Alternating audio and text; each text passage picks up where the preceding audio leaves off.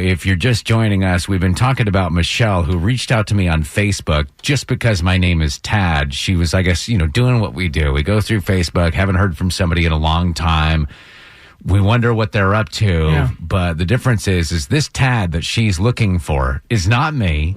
It's her long-lost love. It's a missed connection. It's a guy that came into the restaurant that she worked at out west, and it was love at first sight. She couldn't speak. That's how much she cared about him. She got hiccups when she was around him. He came back for her years later and gave his telephone number to her mom, saying, I'm looking for Michelle. And Michelle just found out that her mom never gave that number to her. So when I heard that first part of the story, Tad, I was like, okay, let's help her find the real Tad. And then she drops the hammer. Right. And that hammer was that when Tad came back for her back in the day, she had just started dating who is now her husband. She's married.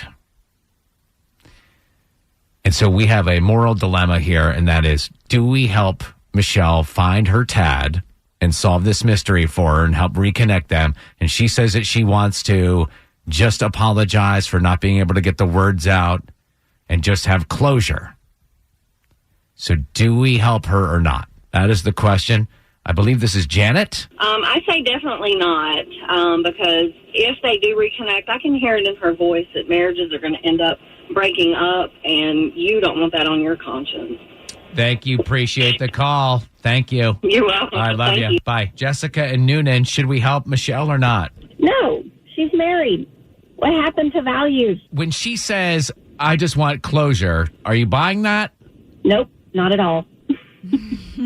Thank you very much.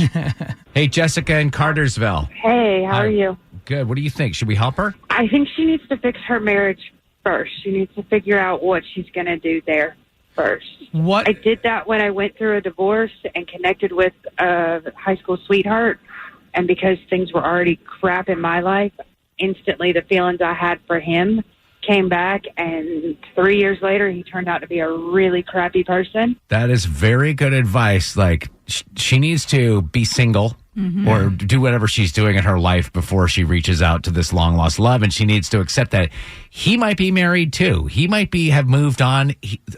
We don't know. This woman lives on the other, side of the country.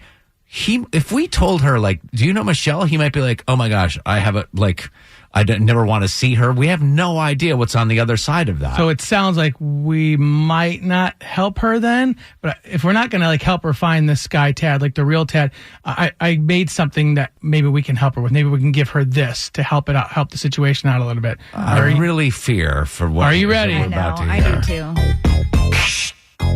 May I have your attention, please? May I have your attention, please? Will the real Tad from the 80s please stand up? I repeat, will the real Tad from the 80s please stand up? We're going to have a problem here. Oh, please let this go on. The real Tad is on the real Tad with the other Tad. All right, listen, we want to know what you think on Facebook as well. We have a synopsis. If you missed earlier when we were talking to her, you need to hear Michelle's voice and how she describes this Tad, her mystery Tad. And then, let us know what you think. It's B98.5 on Facebook.